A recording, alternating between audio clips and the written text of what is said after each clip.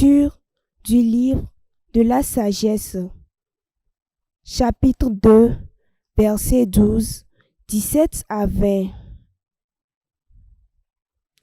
Ceux qui méditent le mal se disent en eux-mêmes: attirons le juste dans un piège, car il nous contrarie, il s'oppose à nos entreprises, il nous reproche de désobéir à la loi de Dieu et nous accuse d'infidélité à notre éducation.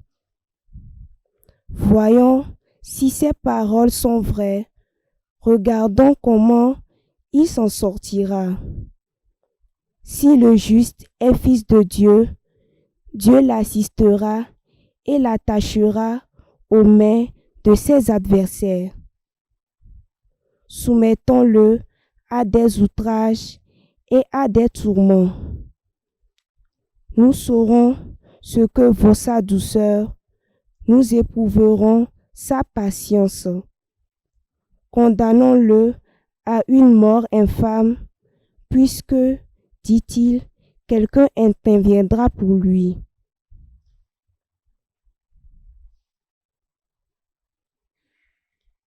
Parole du Seigneur.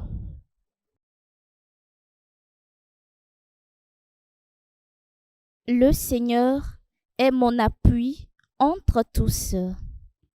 Le Seigneur est mon appui entre tous.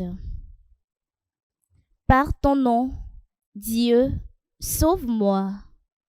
Par ta puissance, rends-moi justice.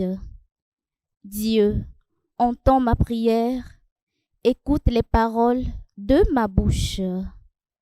Le Seigneur est mon appui entre tous.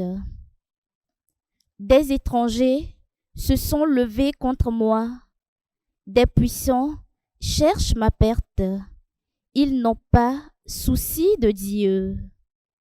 Le Seigneur est mon appui entre tous. Mais voici que Dieu vient à mon aide. Le Seigneur est mon appui entre tous.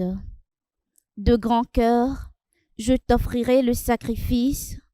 Je rendrai grâce à ton nom, car il est bon. Le Seigneur est mon appui entre tous. Lecture de la lettre de Saint Jacques, chapitre 3, verset 16 au chapitre 4, verset 3. Bien-aimés, la jalousie et les rivalités mènent au désordre et à toutes sortes d'actions malfaisantes.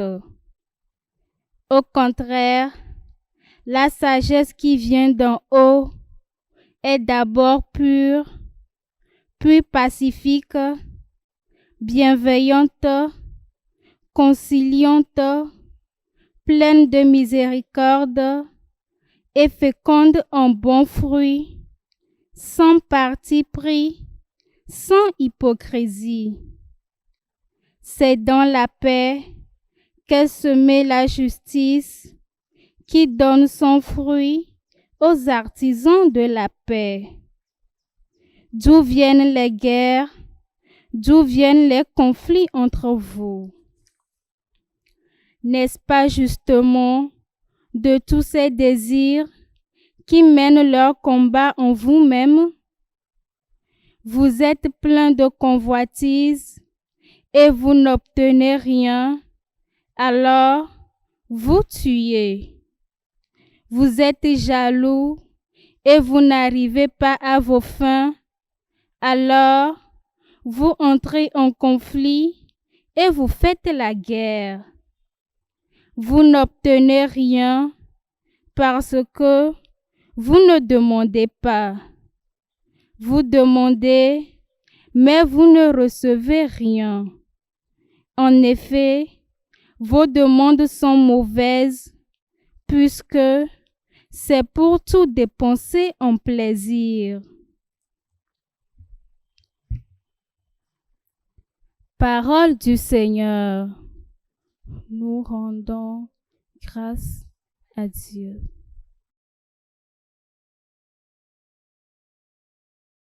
Acclamation de l'Évangile. Par l'annonce de l'Évangile, Dieu nous appelle à partager la gloire de notre Seigneur Jésus-Christ. Évangile de Jésus-Christ selon saint Marc. En ce temps-là, Jésus traversait la Galilée avec ses disciples et il ne voulait pas qu'on le sache, car il enseignait ses disciples en leur disant: « Le Fils de l'homme est livré aux mains des hommes. Ils le tueront et 3 jours après sa mort, il ressuscitera. » Mais les disciples ne comprenaient pas ces paroles et ils avaient peur de l'interroger. Ils arrivèrent à Capharnaüm et une fois à la maison, Jésus leur demanda: « De quoi discutez-vous en chemin ?» Ils se taisaient, car en effet, ils avaient discuté entre eux pour savoir qui était le plus grand. S'étant assis, Jésus appela les 12 et leur dit: « Si quelqu'un veut être le premier, qu'il soit le dernier de tous et le serviteur de tous. » Prenant alors un enfant, il le plaça au milieu d'eux, l'embrassa et leur dit: « Quiconque accueille en mon nom un enfant comme celui-ci, c'est moi qui l'accueille. Et celui qui m'accueille, ce n'est pas moi qui l'accueille, mais celui qui m'a envoyé. » Acclamons la parole de Dieu. Frères et sœurs, pour la 2e fois déjà, Jésus s'évertue à annoncer à ses disciples que le Fils de l'homme sera livré aux mains des hommes, qu'il connaîtra la mort et qu'il ressuscitera le 3e jour. Ceci pour enlever de leur tête cette idée de Messie fort et politique qu'ils attendaient. Mais ils ne comprennent pas cela. Au contraire, en chemin, ils se disputent pour savoir qui est le plus grand parmi eux. Ils sont à la recherche de grade, de pouvoir et d'honneur. Alors Jésus fait l'une de ses dernières recommandations, les plus importantes avant de prendre le chemin pour Jérusalem et pour la croix. Il les invite à ne pas faire de la recherche des grandeurs de ce monde la chose la plus importante, mais de rechercher à être serviteur de tous. Si quelqu'un a l'autorité, ce sera pour le service des autres, surtout les marginalisés et les petits. Accueillir les petits, c'est se mettre à leur service avec les moyens, les capacités et les pouvoirs que nous avons. Et ainsi, nous serons parmi les premiers au ciel. Disposons-nous dans notre Église, dans nos groupes, dans nos mouvements, dans notre société, non à la course effrénée des titres et des grades, mais à soigner la qualité de nos services et à veiller à ne pas marginaliser certains. Ainsi, le Christ, notre modèle, qui donne sa vie pour les pauvres et les pécheurs, nous gardera une place dans le ciel. Que le Seigneur nous bénisse, lui qui est Père, Fils et Esprit Saint. Amen.